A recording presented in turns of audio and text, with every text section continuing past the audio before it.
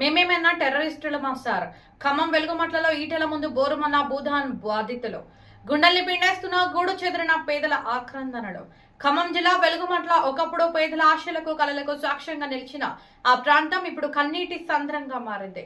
రెక్కలు ముక్కలు చేసుకుని పైసా పైసా కూడబెట్టి కట్టుకున్న ఇళ్లు కళ్ళెదుటే నేలమెట్టమవుతుంటే ఆ పేదలు గుండెలు పగిలేలా రోధించారు. తమకు జరిగిన అన్యాయాన్ని, అధికారుల అమానుషత్వాన్ని బీజేపీ జాతీయ నాయకులు మల్కాజ్గిరి ఎంపీ ఈటెల రాజేందర్ ముందు కన్నీరు మున్నీరుగా విలపిస్తూ చెప్పుకున్నారు. వెలుగుమట్ల భూదాన్ భూములో బాధితులను పరామర్శించడానికి వెళ్లిన ఈటెల రాజేందర్ కడుపుకోతను, అక్కడ నెలకొన్న హృదయ విదారక దృశ్యాలను చూసి చలించిపోయారు. శత్రువుల మీద దాడి చేసినట్లు 4,000 మంది పోలీసులతో వచ్చారు. పొద్దున్నే 4,000 మంది పోలీసు బలగాలను, మున్సిపాలిటీ వాళ్లను, రెవెన్యూ వాళ్లను వేసుకుని వచ్చారు సార్. మేమేమైనా టెర్రరిస్టులమా, దేశద్రోహులమా? ఎందుకు సార్ మా మీద ఇంత దౌర్జన్యం? కనీసం 2 గంటల సమయం అడిగినా ఇవ్వలేదు. ఇంట్లోని వస్తువులు, కనీసం గ్యాస్ బండ, పిల్లల పుస్తకాలు కూడా తీసుకొని ఇవ్వకుండా ఇళ్లను కాల్ చేశారు అంటూ మహిళలు ఈటెల ముందు బోరుమన్నారు.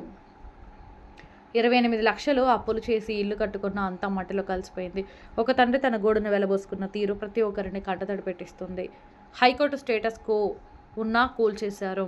రియల్ ఎస్టేట్ మాఫియా కోసమే మా ఇళ్ల కూల్చివేత. ఈటెల రాజేందర్ భరోసా. బాధితులు రాత్రికి రాత్రి కప్పుకోవడానికి వేసుకున్న ప్లాస్టిక్ కవర్లు, కూలిపోయిన రేకుల షెడ్లను ఈటెల రాజేందర్ స్వయంగా పరిశీలించారు. కన్నీరు పెట్టుకుంటున్న వృద్ధులను, మహిళలను ఓదార్చారు. చంటి పిల్లలు, గర్భిణీ స్త్రీలు అనే కనికరం లేకుండా కనీసం బట్టలు, బియ్యం తీసుకునే సమయం కూడా ఇవ్వకుండా ప్రభుత్వ అధికారులు వ్యవహరించిన తీరు అమానుషమని ఆయన మండిపడ్డారు. బాధితుల పక్షాన నిలబడి న్యాయ పోరాటం చేస్తామని, వారికి అండగా ఉంటామని భరోసా ఇచ్చారు. ఈ కార్యక్రమంలో భారతీయ జనతా పార్టీ ఖమ్మం జిల్లా అధ్యక్షులు నెల్లూరి కోటేశ్వరరావు, భారతీయ జనతా పార్టీ రాష్ట్ర కోశాధికారి దేవకి వాసుదేవరావు,